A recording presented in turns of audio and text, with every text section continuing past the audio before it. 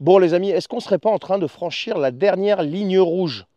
Parce que si ce que Zelensky vient de dire est vrai, eh bien on est clairement en train de glisser vers une guerre ouverte avec la Russie sans que personne ne bronche. Selon les fameux propos tenus ces dernières heures, donc les troupes françaises seraient les premières, je cite, à arriver en Ukraine. Oui, tu as bien entendu, les premières. Et ce, après une rencontre entre Zelensky, donc une rencontre directe, hein, et le chef d'état-major des armées françaises, donc le général Thierry Burkhard. Et le tout dans un contexte quand même où Macron doit faire des annonces officielles cette semaine.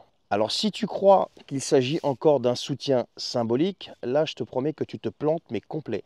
Là on est en train de parler de quoi? De l'envoi de militaires français sur le sol ukrainien. Ça y est, dans une guerre qui oppose directement la Russie à l'Ukraine et les Français, les soldats français vont être là. Et qu'a dit la Russie à ce sujet? Rappelle-toi, il y a un moment déjà, ça a été clair. Toute présence militaire étrangère sera considérée comme une cible légitime. C'est clair, c'est net, il n'y a pas de flou, pas d'ambiguïté, pas de conditions. En clair, si un soldat français fout les pieds sur le sol ukrainien, il va devenir une cible militaire pour Moscou. Est-ce que tu réalises l'ampleur du danger et ce que ça veut dire? On passe d'un soutien logistique à une coparticipation, une co-belligérance, appelle ça comme tu veux, direct à la guerre. Et ça, c'est pas juste un virage politique de Macron et de sa clique, c'est une rupture historique. Et le peuple français dans tout ça, il n'est pas consulté, il n'est pas informé, il n'est pas écouté. Pas un référendum, pas un débat, pas une consultation du Parlement. On va continuer de le dire et de le marteler. On a juste affaire à quelques personnes qui prennent des décisions dans leur salon feutré entre Paris et Kiev, mais les conséquences, elles seront pour qui? Elles seront pour toi, pour moi, pour nos enfants, pour nos militaires, parce qu'un missile qui touche une unité française en Ukraine, et c'est l'engrenage automatique, peut-être même jusqu'à l'article 5 de l'OTAN. Et là, mon pote, tu rentres dans une guerre mondiale. Ça, c'est sans appel, sans retour en arrière. Et tout ça pourquoi? Pour défendre quoi exactement? Des frontières qu'on refuse de reconnaître depuis 2014? Un régime qui interdit l'opposition, qui censure les journalistes et qui demande toujours plus de fric et plus de troupes et qui attrape les gens dans la rue pour les envoyer sur le front? Et à côté de ça, les États-Unis, ben eux, ils discutent. Ils négocient en douce avec la Russie, ils font du business, ils reculent sur certaines positions. Et surtout, ils ne parlent absolument pas d'envoyer leurs soldats ni en Ukraine, ni pour défendre l'Europe. Mais la France de Macron, elle, qu'est-ce qu'elle fait? Elle se précipite. Alors je dis bien la France de Macron parce que nous, on n'a rien à voir avec lui en fait. Macron et sa bande, ils sont toujours les premiers pour la guerre, mais jamais pour la paix. Le mec, il veut obtenir la paix par la force. C'est ce qu'il a dit. Non mais je t'explique, tu es face à la Russie. Tu n'as même pas les moyens. Tes copains européens ne te suivent même pas. Alors faire des déclarations comme ça, c'est sûr, c'est courageux hein, derrière un écran. Mais quand il s'agit de jouer avec le feu, avec nos vies, ben là c'est autre chose. Alors maintenant la question elle est très simple, hein. Est-ce que tu veux vraiment voir des soldats français mourir à 2000, 3000 km de chez eux pour une guerre qu'on ne contrôle même pas et qui n'est surtout pas ni la nôtre ni la leur? Est-ce que tu as envie de voir, si tu as des membres de ta famille militaire, ces gens-là partir, risquer de mourir parce que Macron a pris ces décisions-là sans consulter le peuple, sans consulter le Parlement, ce qui devrait normalement se produire dans une démocratie qui se respecte. Est-ce que tu veux vraiment ça? On a battu le record là du communisme psychiatrique. Ah, je vous assure, c'est pas des conneries, hein. Yann Brossa.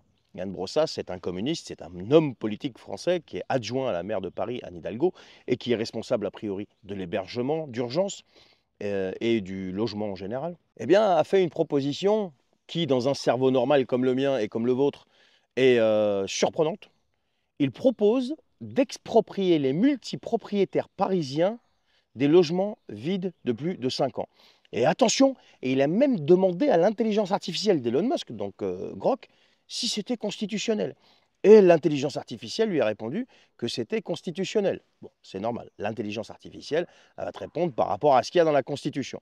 Exproprier des propriétaires de logements de plus de 5 ans.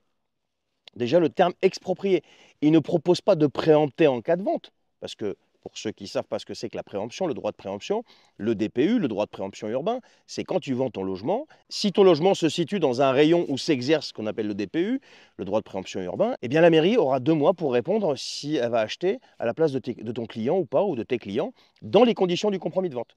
Ça, c'est la justice, ça c'est juste en fait. On n'exproprie pas, on applique ce qu'on appelle un DPU. Là, non, lui, il ne veut pas faire ça, lui. Lui, il veut exproprier. Mais c'est pour ça que je vous dis, on a atteint des records en communisme psychiatrique. Je suis même pas sûr que même les communistes les plus collabos pendant la Deuxième Guerre mondiale sont arrivés à de telles extrémités, exproprier des gens officiellement, tu vois, en se basant sur la Constitution. Alors, ils ont fait des horreurs dans tous les sens, hein.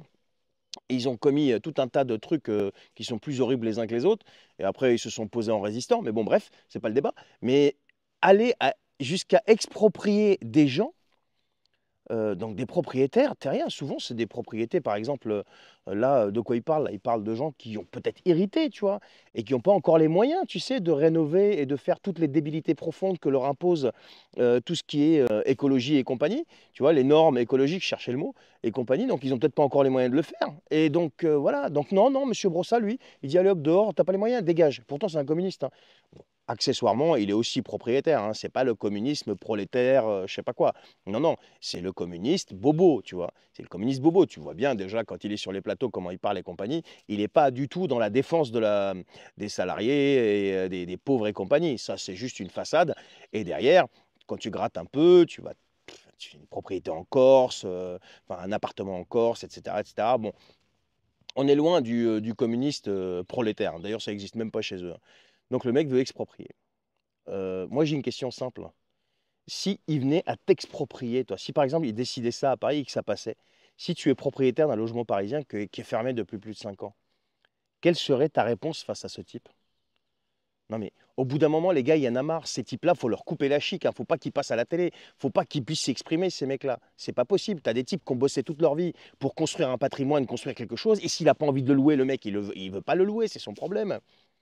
Attends, quand tu loues aujourd'hui un logement, je suis dans l'immobilier, je sais de quoi je parle. J'ai un propriétaire là, ses locataires ne le payaient pas depuis je sais pas combien de mois. Il est arrivé à 2 ans de loyer impayé. Et la procédure d'expulsion, elle a pris je sais pas combien de temps. Non mais c'est un délire.